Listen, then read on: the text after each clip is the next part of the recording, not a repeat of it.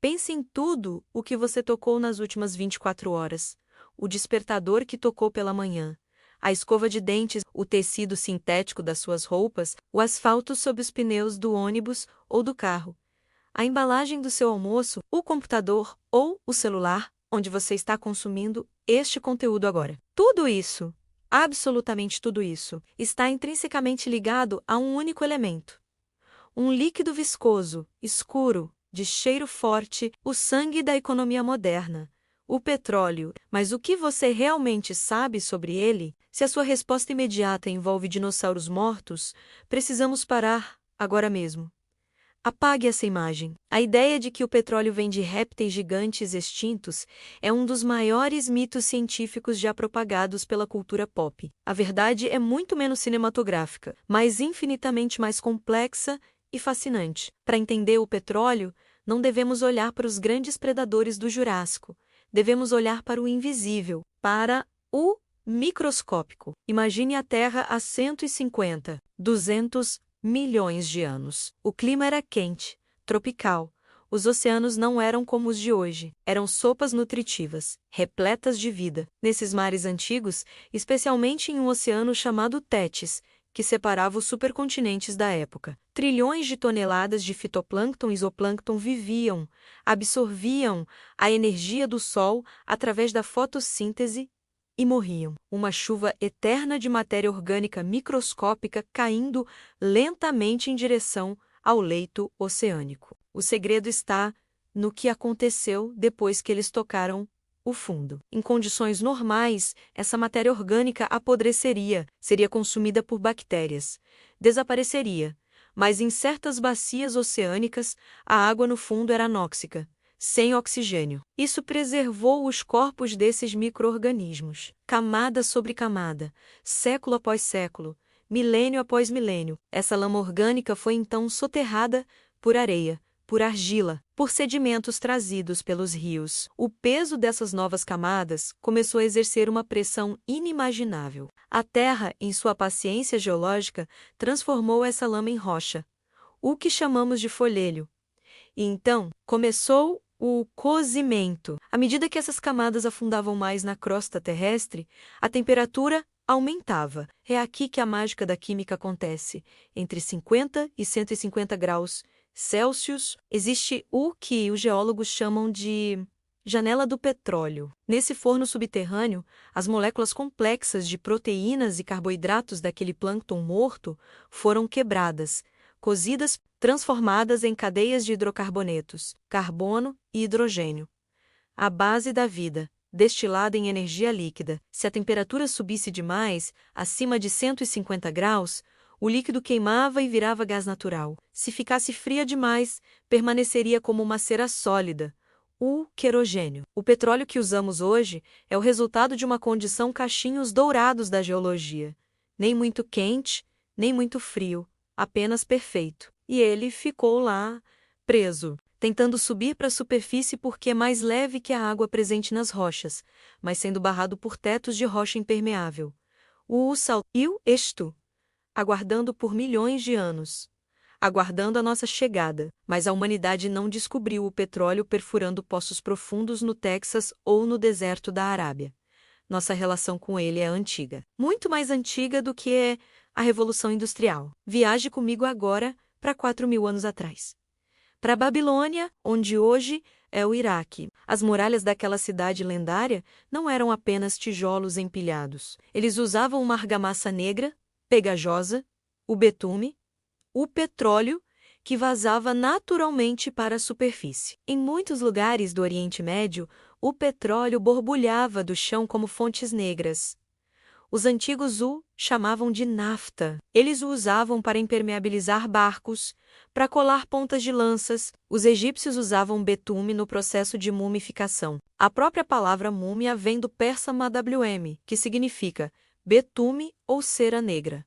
Pense nisso. Preservamos nossos ancestrais com petróleo. Na China antiga, por volta do ano 347 da Era Comum, já existiam poços perfurados com varas de bambu que chegavam a 200 metros de profundidade. Não para buscar petróleo, mas para buscar sal. O petróleo e o gás que vinham juntos eram, muitas vezes, apenas um subproduto incômodo, embora em alguns casos o gás fosse canalizado por tubos de bambu para ferver a água salgada e extrair o sal, engenharia pura, séculos antes do Ocidente. No entanto, durante a maior parte da história humana, o petróleo foi uma curiosidade, um remédio charlatão que prometia curar dores nas juntas. Um impermeabilizante, ninguém olhava para aquela lama negra e via energia, ninguém via movimento, ninguém via velocidade. Para que o petróleo se tornasse o rei do mundo, outra coisa precisava morrer. Ou melhor, alguém precisava ser salvo. As baleias. Até meados do século XIX, quando o sol se punha, o mundo mergulhava na escuridão. A única forma confiável de iluminar as noites nas grandes cidades da Europa e da América do Norte era o óleo de baleia. A gordura derretida dos cachalotes produzia uma chama limpa, brilhante e estável. Mas a demanda por luz estava crescendo exponencialmente. A Revolução Industrial estava a todo vapor. As fábricas queriam operar até mais tarde. As pessoas queriam ler à noite. E as baleias estavam acabando. Caçamos esses animais até à beira da extinção. O preço do óleo de baleia disparou. A luz tornou-se um luxo para os ricos. O mundo enfrentava sua primeira crise energética global. Precisávamos de um substituto, precisávamos de algo barato, abundante. Algo que queimasse bem. Entra em cena um homem chamado George Bissell. Ele não era geólogo. Era um advogado, mas ao ver amostras de óleo de rocha da Pensilvânia, ele teve uma intuição. E se esse óleo que as pessoas recolhiam com panos na superfície dos rios pudesse ser refinado para fazer uma lâmpada queimar? Ele enviou uma amostra para um químico de Yale, Benjamin Silliman Jr. O relatório de Silliman mudou a história. Ele confirmou que, se destilado, aquele óleo poderia produzir um querosene de qualidade superior e muito mais barato que o das baleias. Mas havia um problema. Como tirar isso do chão em quantidade suficiente? Recolher a nata da superfície dos rios não bastava. Era necessário perfurar. E a ideia de perfurar o solo para buscar óleo era considerada loucura. É aqui que conhecemos o coronel Edwin Drake, um ex-condutor de trem, que se autodenominou coronel para ganhar respeito na cidadezinha de Titusville, na Pensilvânia. Drake foi contratado por Bissell. Ele chegou a Titusville em 1858. Os moradores locais riam dele. Chamavam seu projeto de A Loucura de Drake. Ele tentou cavar buracos. A água inundava tudo. O solo desmoronava. O dinheiro acabou. Seus investidores enviaram uma carta ordenando que ele desistisse, pagasse as contas e voltasse para casa. Mas a carta demorou a chegar. No dia 27 de agosto de 1859, um domingo, o braço direito de Drake, um ferreiro chamado Billy Smith, olhou para dentro do tubo de ferro que eles tinham enfiado na terra até 21 metros de profundidade. Ele viu um líquido escuro boiando a poucos metros da borda. Ele pegou uma lata, amarrou num barbante, desceu e puxou o futuro da humanidade. Drake tinha conseguido. Ele provou que era possível extrair petróleo perfurando a rocha. A notícia se espalhou mais rápido que fogo em poço de gás. A loucura de Drake desencadeou a primeira corrida do ouro negro. A Pensilvânia se transformou. Imagine um cenário de Velho Oeste, mas mais sujo, mais lamacento e mais ganancioso. Cidades brotavam da noite para o dia. Pessoas faziam fortunas em uma semana e perdiam tudo na semana seguinte. A terra era perfurada sem controle. O petróleo jorrava, cobria rios, matava peixes, incendiava florestas. Era o caos absoluto. O barril de petróleo chegou a custar $20 num mês e 10 centavos no outro, por causa do excesso de oferta. Não havia ordem, não havia regras, apenas a febre da extração. Nesse cenário de anarquia, um jovem contador de Cleveland observava tudo. Ele era meticuloso, frio, religioso e obcecado por eficiência. Ele olhou para aquela bagunça na Pensilvânia e não viu oportunidade na perfuração. Perfurar era um jogo de azar. Você podia ficar rico ou falir tentando achar um poço. O verdadeiro dinheiro, ele percebeu, não estava em tirar o petróleo do chão, estava em controlar o que acontecia com ele depois que saía do chão. O refino, o transporte, a venda. O nome desse jovem era John Day Rockefeller. Rockefeller entendeu, antes de todo mundo, que o petróleo era uma indústria de escala. Em 1870, ele fundou a Standard Oil. Sua estratégia era brutal e brilhante. Ele comprava refinarias rivais. Se eles não quisessem vender, ele baixava os preços do querosene na região deles até que quebrassem. E então, comprava a sucata por centavos. Ele fez acordos secretos com as ferrovias para transportar seu petróleo mais barato que os concorrentes. Ele criou um monopólio mais poderoso que o mundo já viu. A Standard Oil não apenas vendia querosene, ela padronizou a qualidade. Antes de Rockefeller, você comprava querosene e corria o risco da sua casa explodir, porque o refino era mal feito e continha gasolina misturada. A Standard Oil garantia um produto seguro. Standard padrão. Rockefeller iluminou o mundo. Ele salvou as baleias, ironicamente, ao tornar a caça economicamente inviável. O querosene barato chegou à China, à Europa, à América do Sul. Mas havia um subproduto irritante no processo de refino. Para fazer querosene, você fervia o petróleo. Uma parte virava o produto desejado, mas havia uma fração mais leve, volátil, perigosa e fedorenta que sobrava. As refinarias não sabiam o que fazer com aquilo. Costumavam jogar nos rios à noite ou queimar em grandes fossas. Eles chamavam esse lixo inútil de gasolina. Ninguém imaginava que aquele lixo volátil valeria, em breve, mais do que todo o ouro dos cofres dos bancos. Porque, enquanto Rockefeller consolidava seu império de luz, na Alemanha, engenheiros como Nikolaus Otto e Gottlieb Daimler estavam mexendo com pistões e cilindros. Eles estavam prestes a inventar uma máquina que não queria querosene. Ela queria explosão. Ela queria aquele lixo volátil. O motor de combustão interna estava nascendo. E com ele, o petróleo deixaria de ser apenas sobre iluminação para se tornar sinônimo de movimento, guerra e poder global. A era da luz estava terminando. A era da velocidade e do sangue estava apenas começando. E é aqui que a geografia começa a ditar o destino das nações. Porque se o petróleo era poder, quem tivesse o petróleo mandaria no mundo. E o petróleo não está distribuído igualmente. A sorte geológica estava prestes a desenhar o mapa de conflitos do século XX. No final do século XIX, o império da Standard Oil parecia inabalável. John Don Rockefeller controlava 90% do refino de petróleo nos Estados Unidos. Mas o destino gosta de ironias. No exato momento em que Thomas Edison inventava a lâmpada incandescente, que ameaçava tornar o querosene obsoleto para iluminação, uma nova máquina estava saindo das oficinas mecânicas para mudar tudo: o automóvel. No início, ninguém sabia qual seria a fonte de energia dos carros. Havia carros elétricos, acredite ou não, e carros a vapor. Mas a gasolina, aquele subproduto perigoso que Rockefeller jogava fora, tinha uma densidade energética imbatível. Ela era fácil de transportar, barata e queimava com uma violência controlada que impulsionava pistões como nada mais na natureza. Quando Henry Ford lançou o modelo T em 1908, ele não estava apenas vendendo um carro. Ele estava selando o destino da humanidade com petróleo.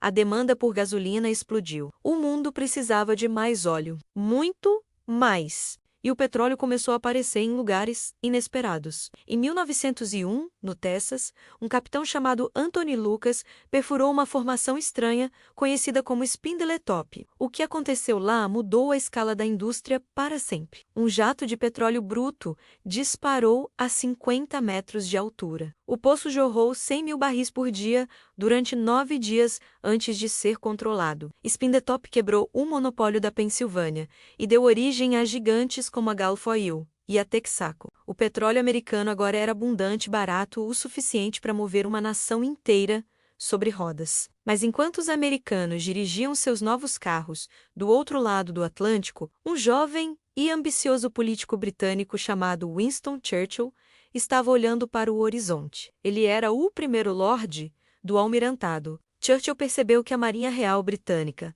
a mais poderosa do mundo, tinha um calcanhar de Aquiles. Seus navios eram movidos a carvão. O carvão era pesado, gerava fumaça preta que revelava a posição da frota e exigia centenas de homens para alimentar as caldeiras manualmente. Navios movidos a óleo Por outro lado, eram mais rápidos, tinham maior autonomia e podiam ser reabastecidos no mar. Mas havia um problema geopolítico gravíssimo. A Grã-Bretanha tinha muito carvão em seu solo, mas não tinha uma única gota de petróleo. Mudar a frota para o óleo significava que o Império Britânico teria que depender de fontes externas. Churchill tomou a decisão que definiria o século XX. O Estado britânico comprou o controle acionário da Anglo-Persian Oil Company, que mais tarde se tornaria a British Petroleum, a BP, o alvo, a Pérsia, o atual Irã. A partir desse momento, o petróleo deixou de ser apenas uma mercadoria comercial. Ele se tornou uma questão de segurança nacional, uma questão de sobrevivência. A Primeira Guerra Mundial foi o batismo de fogo dessa nova realidade. Foi a Primeira Guerra de Máquinas. Tanques de guerra, aviões, caminhões de transporte e submarinos, tudo movido a derivados de petróleo. Um marechal francês disse na época que os aliados navegaram para a vitória em uma onda de petróleo. A Alemanha, por outro lado, sofria com bloqueio de seus suprimentos. A lição foi aprendida por todos os generais do planeta. Sem petróleo, o exército mais moderno do mundo é apenas uma coleção de metal estático inútil. Com o fim da Grande Guerra, o mapa do mundo foi retalhado. O Império Otomano desmoronou e as potências vencedoras, França e Grã-Bretanha, dividiram o Oriente Médio entre si através do Acordo Sykes-Picot. As fronteiras do Iraque, da Síria e do Líbano foram desenhadas com régua e esquadro sobre um critério principal, onde o petróleo estava escondido no subsolo. O petróleo estava agora no centro da diplomacia global. Mas o Grande Prêmio ainda estava enterrado, sob as areias de um reino desértico que todos consideravam pobre e sem importância. A Arábia Saudita, na década de 1930, geólogos americanos da Standard Oil da Califórnia, atual Chevron, decidiram arriscar no deserto saudita. Os britânicos já tinham explorado a região e desistido, alegando que não havia nada lá além de areia e sol. Mas os americanos insistiram. Em março de 1938, no poço número 7 de Dammam, eles encontraram que seria o maior reservatório de energia da história da civilização. Isso mudou o equilíbrio de poder do mundo. Durante a Segunda Guerra Mundial, o petróleo foi o protagonista absoluto das estratégias militares. Por que Hitler invadiu a União Soviética? Ele precisava desesperadamente dos campos de petróleo do Cáucaso para manter sua Blitzkrieg viva. Por que o Japão atacou Pearl Harbor? Porque os Estados Unidos haviam imposto o embargo de petróleo ao Japão. E os generais japoneses sabiam que sua marinha pararia de funcionar em 6 meses se eles não conquistassem os campos petrolíferos das Índias Orientais holandesas. A Segunda Guerra Mundial foi, em última análise, uma guerra por recursos energéticos. E os Estados Unidos venceram em grande parte porque eram, naquela época, o maior produtor e exportador de petróleo do mundo. Eles podiam abastecer seus próprios exércitos e os de seus aliados. Em 1945, com o fim do conflito próximo, o presidente americano Franklin Roosevelt encontrou-se com o rei da Arábia Saudita, Abdulaziz Al-Saud, a bordo de um navio de guerra no Canal de Suez.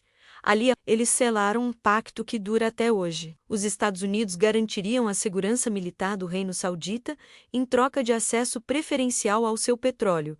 O dólar tornou-se a moeda oficial do óleo. Nascia o petrodólar. Mas as nações produtoras estavam começando a se cansar de ver as empresas ocidentais, menos conhecidas como as Sete Irmãs, ficarem com a maior parte do lucro enquanto o povo local permanecia na pobreza. Um sentimento nacionalista começou a ferver no Irã.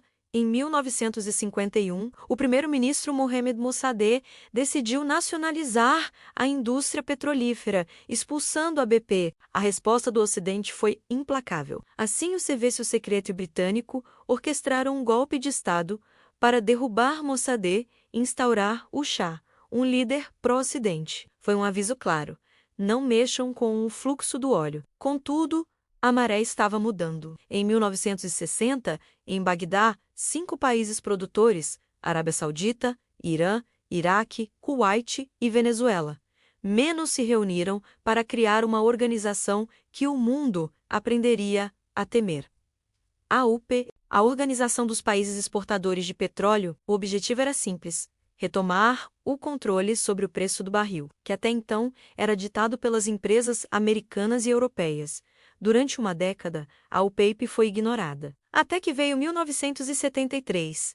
Após a Guerra do Yom Kippur, os países árabes da OPEP decidiram usar o petróleo como arma política. Eles anunciaram embargo aos países que apoiaram Israel, incluindo os Estados Unidos. O resultado foi um choque que paralisou o planeta. O preço do barril quadruplicou em meses. Filas quilométricas se formaram nos postos de gasolina de Nova York a Paris.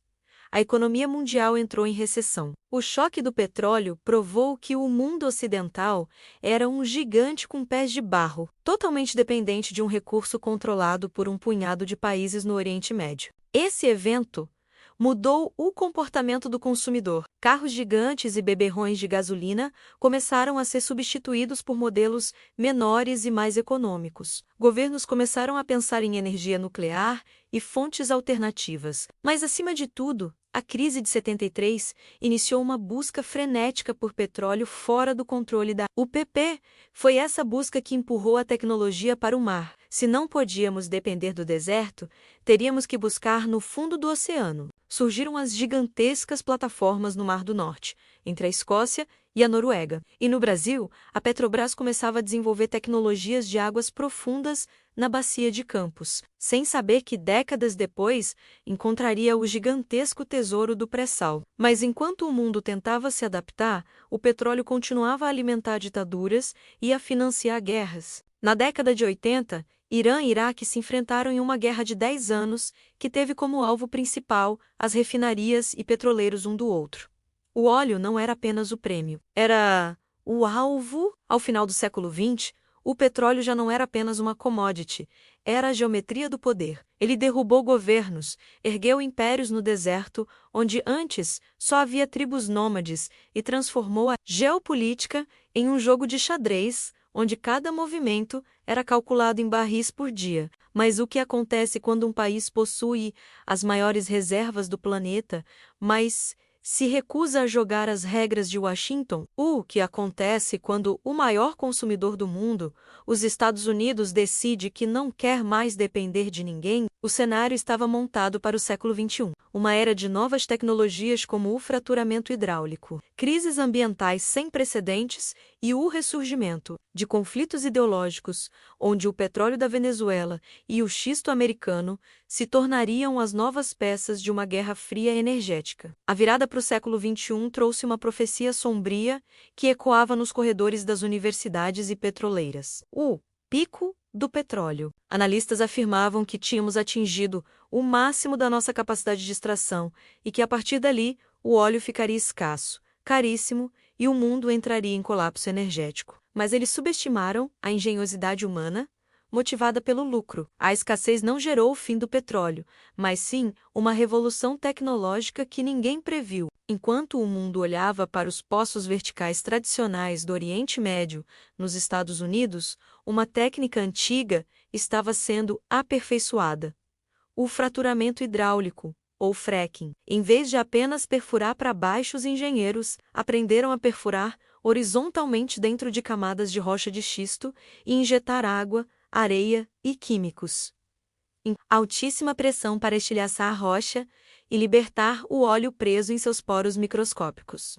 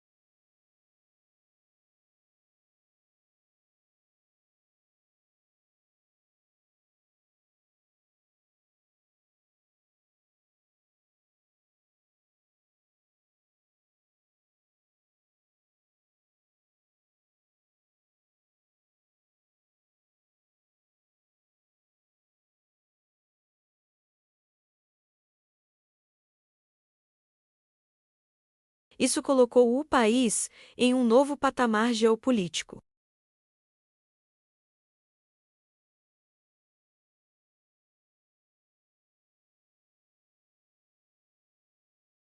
No entanto, nem todos os países com fartura de óleo seguiram o mesmo caminho de desenvolvimento técnico. E é aqui que precisamos falar sobre o paradoxo mais trágico da geopolítica moderna. A Venezuela,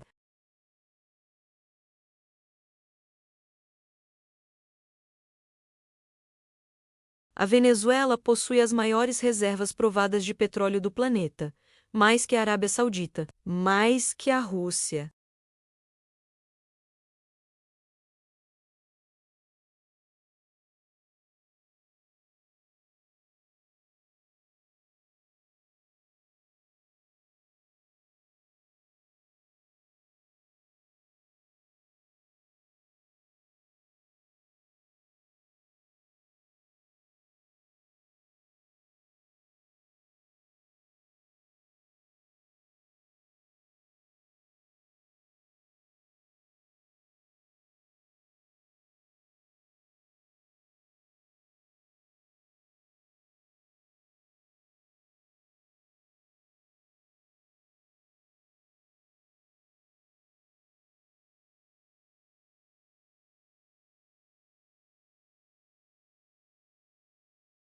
Os Estados Unidos, vendo na Venezuela um aliado da Rússia e da China em seu quintal, impuseram sanções draconianas.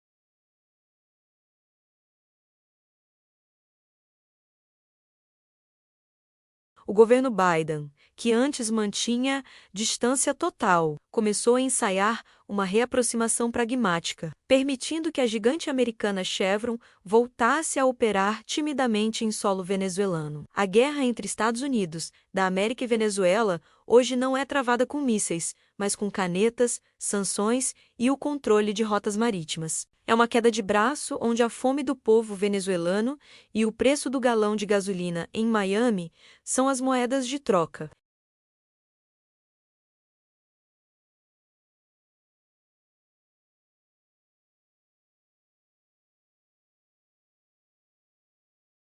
Os Estados Unidos da América rapidamente enviaram apoio militar e diplomático à Guiana.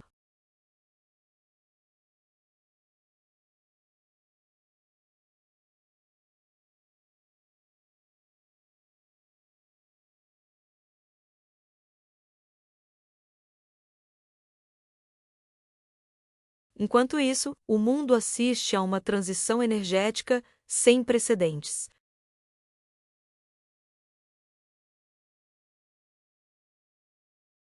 Mas aqui reside a grande análise técnica que muitos ignoram.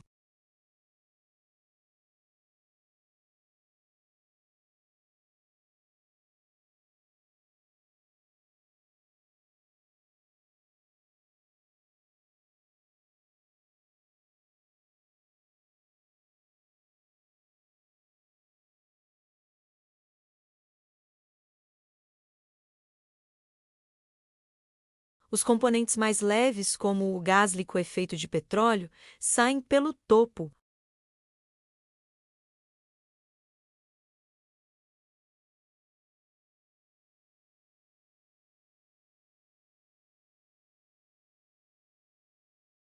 Não existe até o momento uma alternativa em escala global para o querosene de aviação ou para os lubrificantes industriais, que impedem que as máquinas do mundo derretam pelo atrito.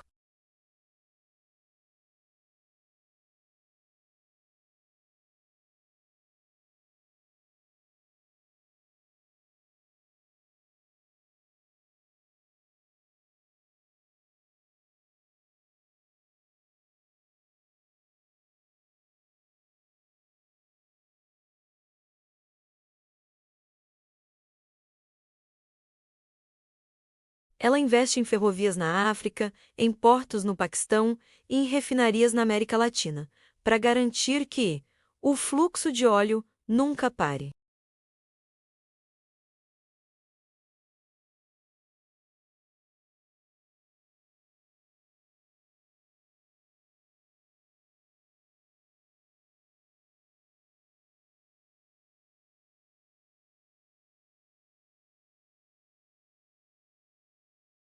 O óleo fácil, aquele que jorrava como em Spindletop, acabou.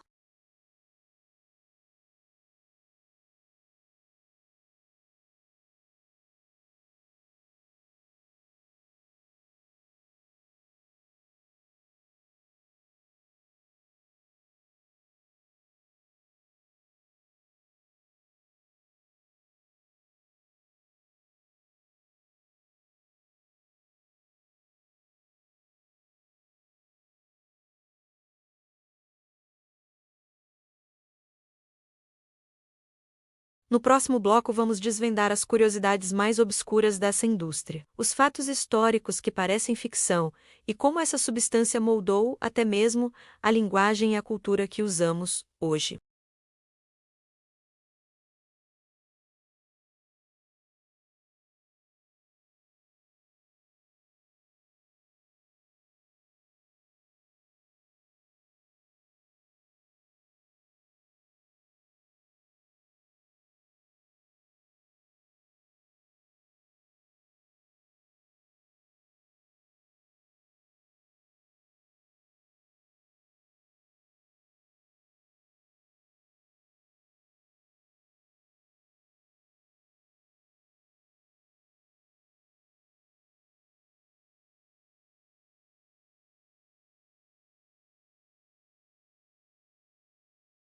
Você já se perguntou de onde vem a palavra petróleo? Ela deriva do latim petra, que significa pedra, e oleum, que significa óleo.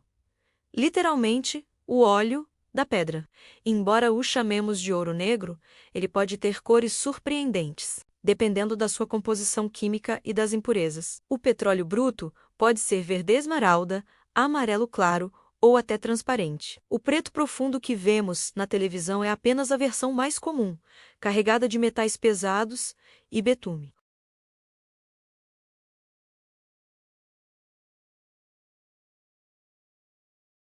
Você sabia que, antes de ser o combustível dos carros, o petróleo era vendido como óleo de cobra?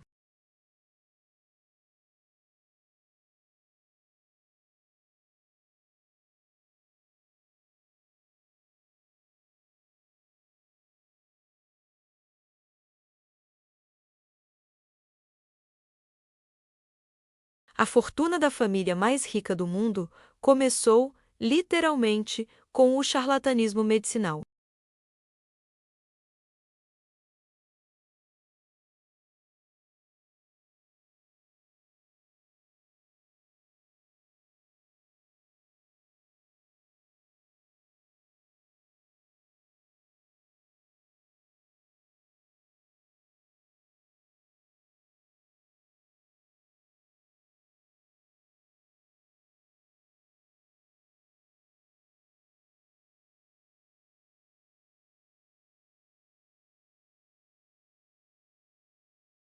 O oleoduto foi a primeira grande vitória da tecnologia sobre o transporte físico. E por falar em tecnologia, você já ouviu falar do Standard Oil? No início do século XX, na China, a Standard Oil distribuiu milhões de lamparinas de metal baratas para a população pobre. Por quê?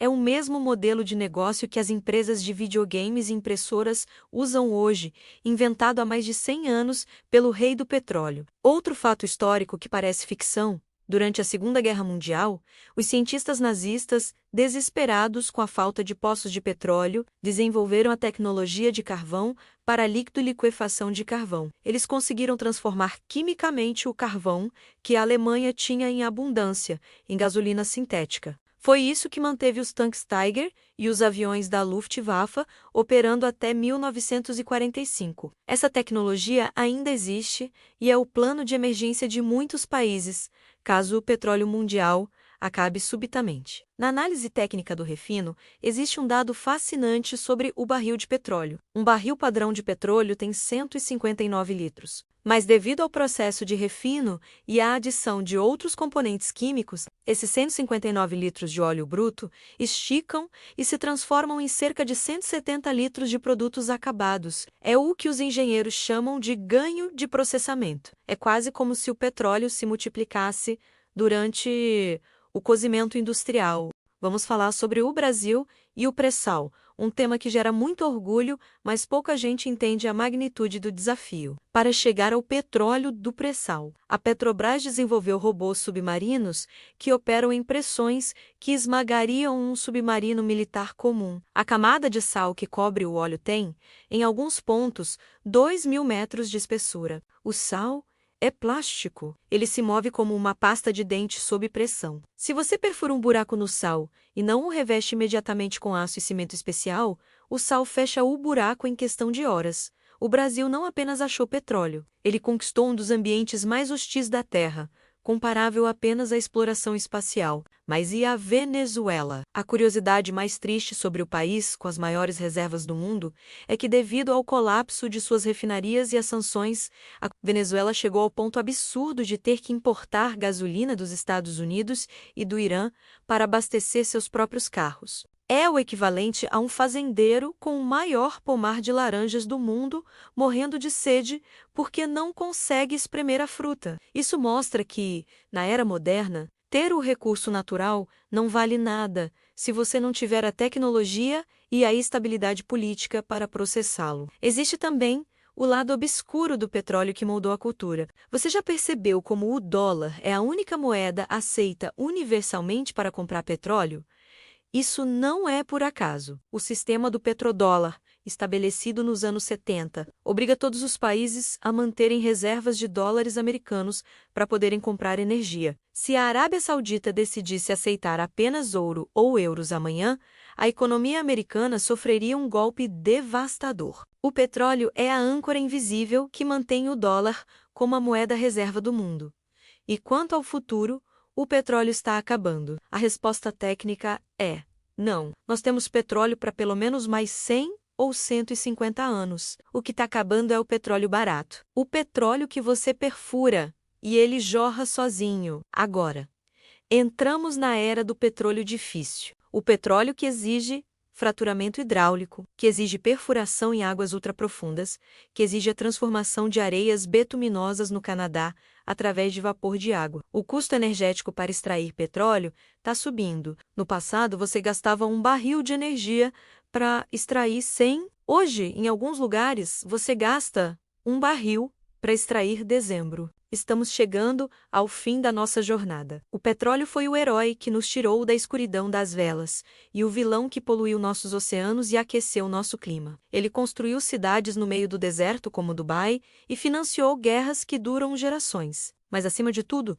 ele nos deu o que a humanidade sempre perseguiu: tempo e velocidade. Cada vez que você olha para um objeto de plástico para uma estrada asfaltada ou ouve o motor de um avião cruzando o céu, lembre-se, você está testemunhando o poder de micro-organismos que morreram há 200 milhões de anos, cozinhados pelo próprio planeta e resgatados pela nossa ambição. A história do petróleo não é sobre o que está no tanque do seu carro, é sobre o que move a vontade humana. O sangue da terra ainda corre em nossas veias industriais. Enquanto houver uma gota desse líquido viscoso no subsolo, a geopolítica, a economia e a história continuarão sendo escritas em preto e oleoso. Este é o mundo como ele é feito, de energia, de pressão e de poder.